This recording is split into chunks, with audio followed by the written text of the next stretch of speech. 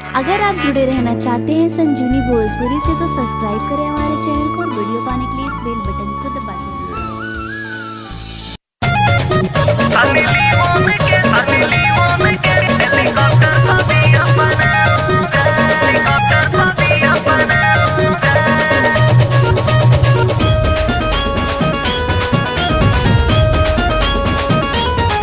ऐश्वर्या से दाल नहीं गली हमार, कैटरीना से चाल नहीं चली हमार।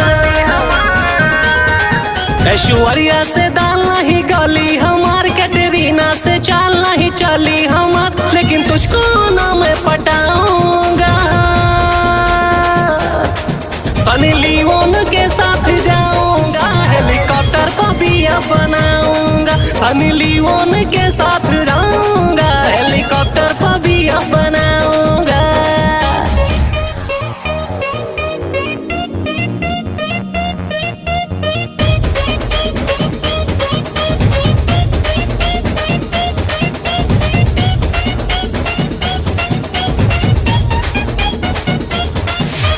देखा है जब से फिल्मों में उसको पागल सा होने लगा हूँ। नींद न आए रातों में मुझको सारी रात जगा।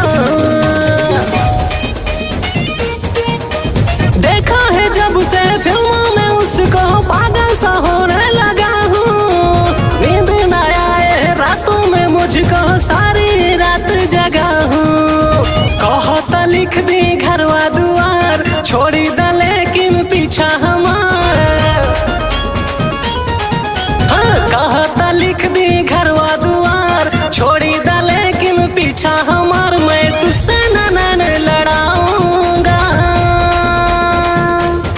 सनी लियोन के साथ जाऊंगा, हेलीकॉप्टर पर बिया बनाऊंगा। सनी लियोन के साथ जाऊंगा, हेलीकॉप्टर पे बिया बनाऊंगा।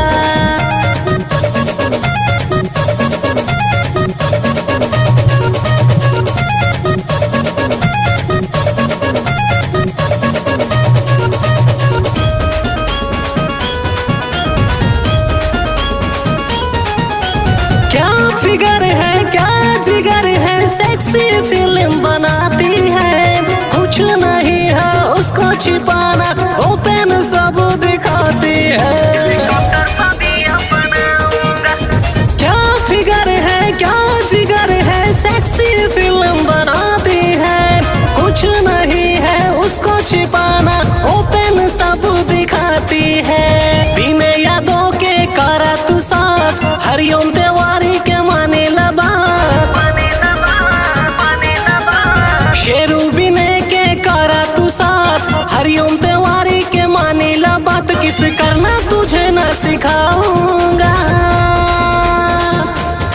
सनी लियोन के साथ जाऊंगा, हेलीकॉप्टर पर बिया बनाऊंगा। सनी लियोन के साथ जाऊंगा, हेलीकॉप्टर पर बिया बनाऊंगा। ऐश्वर्या से दाल नहीं गली हमार, कैटरीना से चाल नहीं चली हमार।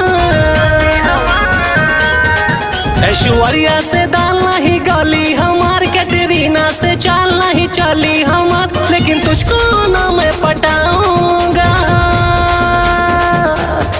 सनी लियोन के साथ जाऊंगा, हेलीकॉप्टर पर बिया बनाऊंगा। सनी लियोन के साथ जाऊंगा,